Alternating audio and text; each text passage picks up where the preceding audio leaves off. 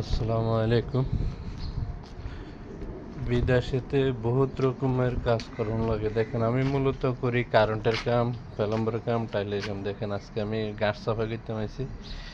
দেখেন এই ঘাস আর এই বিল্ডিং সাইডে দিয়ে ঘাস উঠে রয়েছে। এই ঘাস এখন এদিকে আমি সাফাই করছি। দেখেন কাশি হয়ে রয়েছে, কাশি। এ দেখেন ঘাস, এটা দুফা। এই সাইডেও প্রচুর পরিমাণ।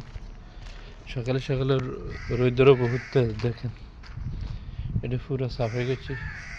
ওই সাইডেও আছে কুদুর। এই পুরোটা সাফাই করি, পালাই দিতে। দেখেন এই জায়গায় আছে, দেখেন